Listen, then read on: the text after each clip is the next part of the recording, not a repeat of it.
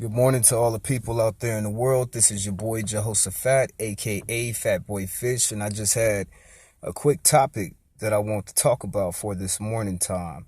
And I hope I can get it all in this whole entirety of what's going on. Now, I remember about six or 7 months back, I called around all these different government agencies trying to look for some type of counseling to counsel me in dealing with racism.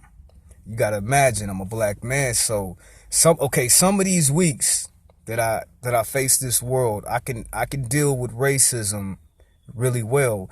But some of the weeks when I go out and I have to face this world, it's hard on your boy, y'all. You know what I'm saying? I'm not going to sit up here in front. I'm not going to sit here and lie. I'm only a man. You know what I'm saying? And when I'm dealing with this racism, it takes its toll. You know what I'm saying? It takes a toll on my psyche. It takes a toll on my mental. It takes a toll on my state of mind, me just having to deal with racism. Now, the city in which I live, there's only 40,000 African Americans. The total people of the population of the city I live in is over 350,000 people.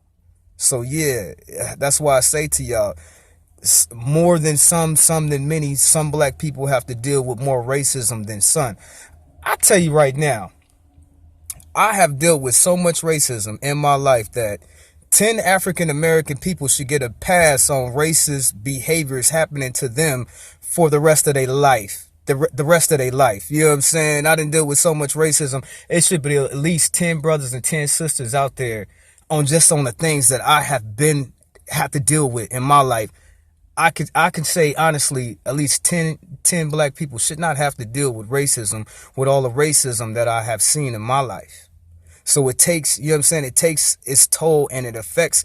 I'm not going to sit here and act like it don't affect me. You know what I'm saying? I'm not going to sit here like I'm so strong of a man. I don't see it like that. And I don't have to deal. I deal with it, y'all. I see it. I see it on the constant. And I just told you right now, it's only 40,000 black people in the city in which I live. So here we see a lot of racism. Now, I talk to a lot of my brothers and a lot of my sisters out there in the world, and could you believe that it's some people in my town, some black folk, have never seen any racism? It blows my mind to just think about all the things that happened to me in my life, or things to current day. You know what I'm saying? This year alone, what has happened to Fat Boy Fish this year dealing with racism? You know what I'm saying? I could sit and I could talk all year long and I still wouldn't be done.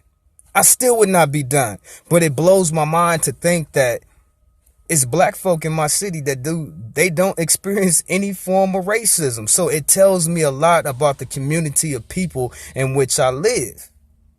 Now, let's go back to the situation that happened to your boy. Now, a couple months prior, I start calling all these government agencies and government facilities trying to figure out which way can I you know what I'm saying, maneuver in the right way to get to some people that'll help me to deal with the issue of dealing with racism. Now, from all the people that I had called and all the counselors, and I called all the way around Fresno asking, you know what I'm saying, asking where can I go, what can I do? And the crazy thing about it is all the counselors that they gave me a number to, I called them and they said, the counselor people, they said, we have got a surge of African Americans calling us, telling us about what can they do. So I'm not the only one. You know what I'm saying? I'm not the only one that sit up there and has to deal with this problem and dealing with it. So these people told me on the phone, they said it would cost me $3,500 a month just to get counseling to deal with racism.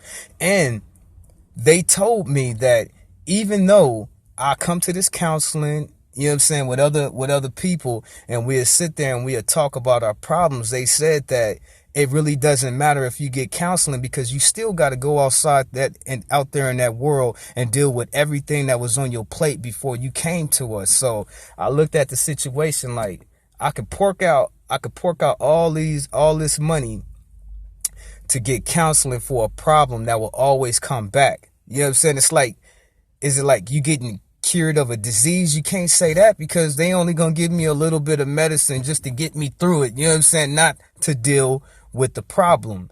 And who want to spend that much money to deal with racism? I don't even make that much money. So how could I ever be able to afford the counseling to deal with racism? And then it's just going to come back on me again. So to me, it doesn't matter. So I try to talk to a lot of my brothers and sisters out there that face the world just like I do. And yeah, we lean on each other. You know what I'm saying? That's why I say, turn to your brother, turn to your sister. They going to help you. You know what I'm saying? Because as I look at this life, we are all that we have. We don't have anything more than this. And I tell you like this right off the top, if they gave me free counseling for me to tell people about my problems and my situations dealing with racism, I'll be up in there begging them, y'all. I'll be like, man, I'll be up in there every day. You know what I'm saying? Every day, Monday, Tuesday, Wednesday, Thursday, Friday, I'll be up because I'm dealing with it every day. I'll be up in there. I'll be so cold on some counseling for racism that I would be begging the people on the weekend, come on, please. Come on, please get y'all out of class. Come on Saturday. I'll be up in there Saturday, Sunday, Monday, Tuesday, Wednesday, Thursday, every day of the week just to get some counseling, but I can't afford it. So that thought process just went flying out the window. So I just want to hit y'all with my thought and my situation, what I'm facing for this day. Peace and blessings to the people of the world.